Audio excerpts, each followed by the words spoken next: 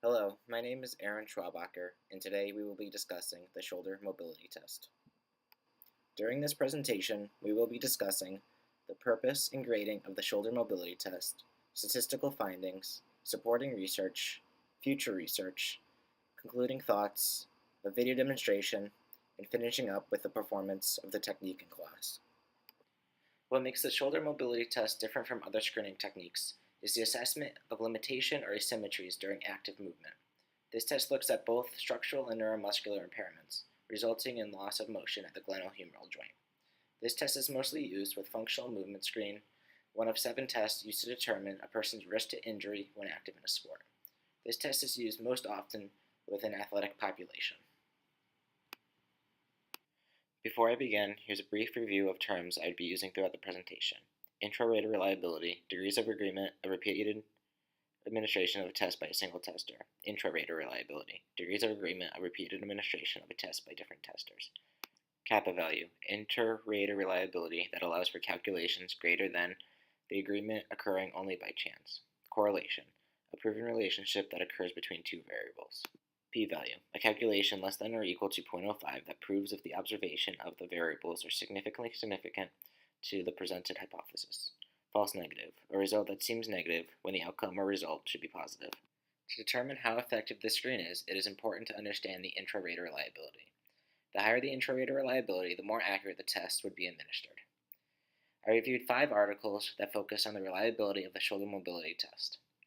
All the articles test on both male and female athletes. The articles are graphed oldest to newest from 2010 to 2017. As you can see, the trend is decreasing, resulting in the reliability becoming less accurate over time. The same is true for the kappa value, or the inter-rater reliability. To determine why the reliability has decreased, I reviewed Horvath et al. In this study, the FMS test was performed twice on 38 female athletes. The first time, all of the 7 tests were performed. This resulted in a non-significant negative correlation between functional mobility and risk of injury. The second time the screen was performed, the shoulder mobility test was omitted. This resulted in a significant positive correlation between functional mobility and risk of injury. The reason the correlation changed so drastically was due to a false negative occurring. Since the female athletes had increased ligament laxity at their glenohumeral joints, their overall FMS score increased, making it seem like they had no risk for injury when they did. Another article I reviewed by Okada et al. Focused on how functional movements affect performance. 3 tests were performed by 28 athletes, both male and female. Backwards overhead throw focused on power, timed run focused on endurance, and the single leg stance focused on stability. The shoulder mobility test was the only FMS test that resulted in a significant finding. The dominant arm, the right arm in the study, resulted with significant findings, while the left arm did not. From this conclusion, the researchers determined that if the dominant shoulder was impaired, athletic performance would also be reduced. Since there is no gold standard for shoulder mobility, the researchers were not able to conclude more from the results of the study. Future research should focus on developing a gold standard for shoulder mobility. Since none exists, the validity of this test cannot be determined. This test can be performed on anyone and should move away from the athletic population. Since it's part of the FMS, this test became a stereotype of the athletic examination. Normative values should be determined for the non-athletic population, and research should be focused on overhead athletes.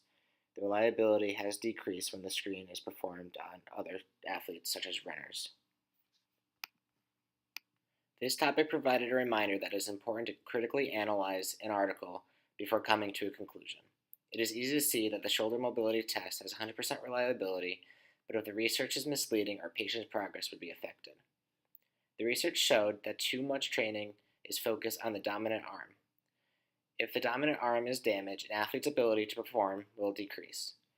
Exercise programs should increase bilateral training to reduce risk of injury to an athlete. Passive glenohumeral range of motion should be performed after the screen to determine if hypermobility creating a false negative occurred. During my clinical experience, we used the screen on a majority of our patients, even if they were part of the non-athletic population. It was very helpful to determine a patient's functional mobility and help determine if the impairment was structural or neuromuscular.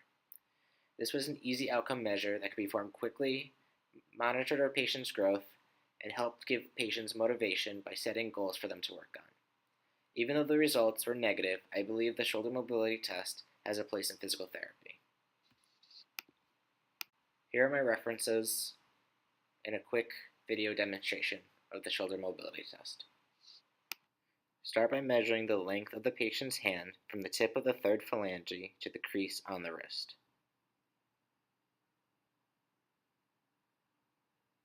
Instruct the patient to tuck his thumb into the palm of his hands and grip with the fingers to make a fist. Stand in front of your patient to instruct the movement pattern. First, demonstrate the placement of each hand individually, and then demonstrate the entire pattern. Before taking a measurement, make sure the patient does not protract their neck for arm clearance. Measure from the most distal proximal interphalangeal joint on each hand. After the measurement is recorded, have the patient switch arms.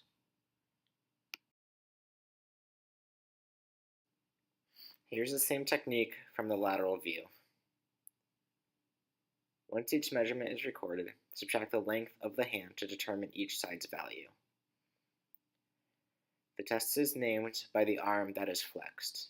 At this moment, this would be a left shoulder mobility test.